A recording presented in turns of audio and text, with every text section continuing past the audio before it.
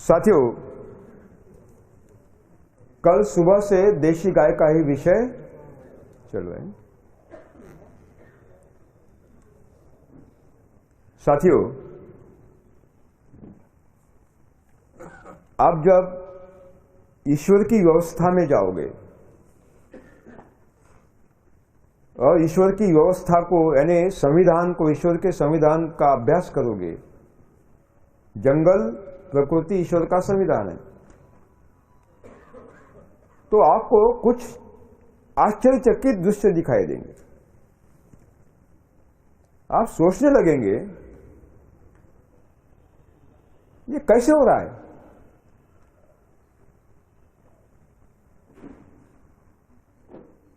एक तो आपको स्वीकार करना पड़ेगा कि ईश्वर ने किसी को किसी का दुश्मन बनाकर भेजा। 65 लाख सजीवों को अनेक खाद्य श्रृंखलाओं में उसने बांट दिया है,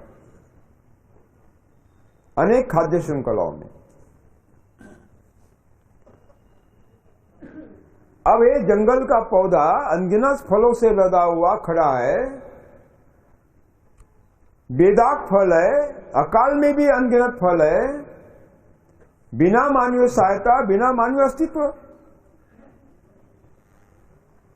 और हमारे कृषि वैज्ञानिक कहते हैं कि डालना ही पड़ता है, नहीं तो पौधे बढ़ते ही नहीं। नाइट्रोजन डालना पड़ता है, फॉस्फेट डालना पड़ता है, पोटैश डालना पड़ता है, माइक्रो न्यूट्रिएंट डालना पड़ता है, ये डालना पड़ता है, वो डालना पड़ता है, गोबर का खाद डालना पड़ता है, कंपोस्ट, वर्मी कंपोस्ट सब डालना ही पड़ता है। तो वहां क्यों नहीं आवश्यकता? जंगल में आवश्यकता क्यों नहीं? इसका जवाब कृषि वैज्ञानिकों के पास नहीं है। लेकिन आवश्यकता तो है, शरीर की आवश्यकता है, वृद्धि के लिए आवश्यक है। मिल गए हैं, हमने नहीं दिए। जंगल के किसी भी पेड़ पौधे का कोई भी पत्ता तोड़े, दुनिया के किसी भी प्रयोगशाला में परीक्षण करे, आपको नाइट्रोजन की कमी नहीं मिलेगी, फॉस्फेट की कमी नहीं मिलेगी, पोटैश की कमी नहीं मिलेगी और पोषक तत्वों की कमी नहीं मिलेगी। इसका मतलब है सारे उसको मिल गए, हमने नहीं दिए। किसने दिए? ईश्वर ने दिए। इसका मतलब है ईश्वर की खुद की व्यवस्था है। मन में सवाल पैदा होता है कि कैसे मिल गए। यह सवाल मेरे मन भी था जब आदिवासियों में मेरा प्रोजेक्ट चल रहा था कि वहां की जो पर्यावरणीय व्यवस्था है, कुल मिलाकर सातपुड़ा पहाड़ी की, वहां के आदिवासी की जीवन पद्धति पर क्या परिणाम हो रहा है, यह अभ्यास का विषय था।